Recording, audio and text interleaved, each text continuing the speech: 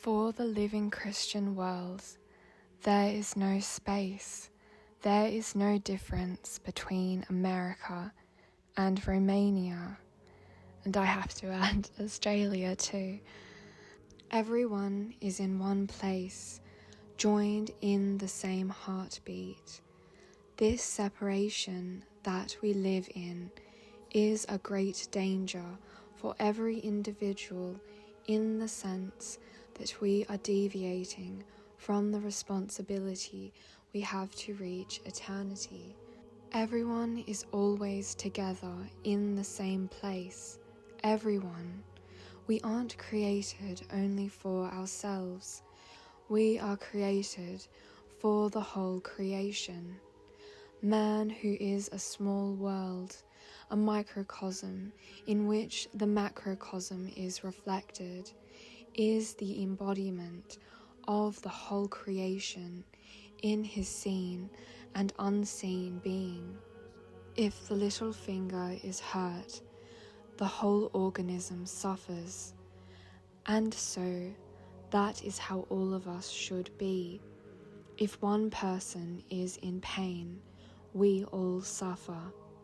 That is why it has been well said that we should weep for the tragedy of mankind as for our own sins. Therefore, it doesn't matter if I'm in America or somewhere else. What matters is that we're all present, and the present is repairing the past and conquering the future. We are concerned with living as we should in the present and leaving the future to solve its own problems. It is important that we be whole now, that is, that we be very careful about how we use time, especially this very day, every moment. I've said it before, any second can be a time, and every sigh can be a prayer. From a spiritual point of view, this is the most healthy and efficient advice, to live in the constant presence of God as much as you can. That is why a moment can become a prayer, even more than the prayer of the typicon with an empty heart. That is why I say, if we live, which is a great gift from God, we aren't living for the sake of developing our human or philosophical knowledge. Philosophy is only created concepts. It doesn't answer the big questions. The great philosopher Kant says, "There are two big things filling my heart with admiration, the starry sky above and the moral law inside me."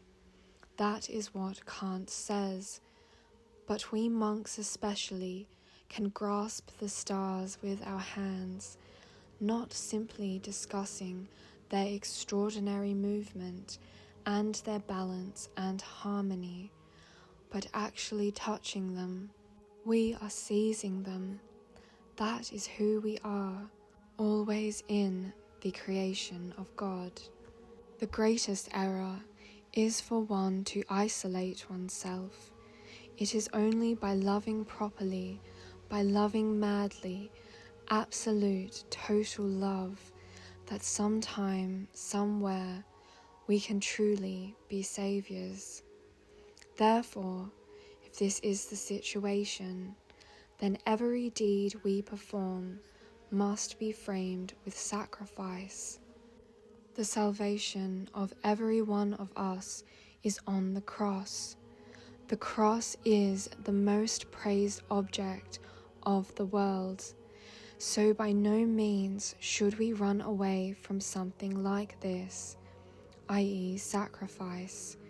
We should prepare ourselves to accept it and to be thankful that God gave us power to bear the cross. Sacrifice is the supreme act of every one of us. God created us not only for ourselves, but for others. This means that He created us, and we are all restored in Christ's coming through His sacrifice. This made us one with Him from the moment He gave us the power to become gods by grace. We are one with Christ. Christ is by His nature God, and we are gods by grace. You see that the possibility was given for us to ascend to God as humans. And when we get there, we are as big as God. But when we can't do this, we must want it, and God comes to us. He is as small as we are. God makes Himself humble for us. He who lived in the heaven above the heavens, in the glory of glories, has the pleasure of living in our hearts. Go with God. This you don't say to everyone. Go as gods wherever you go.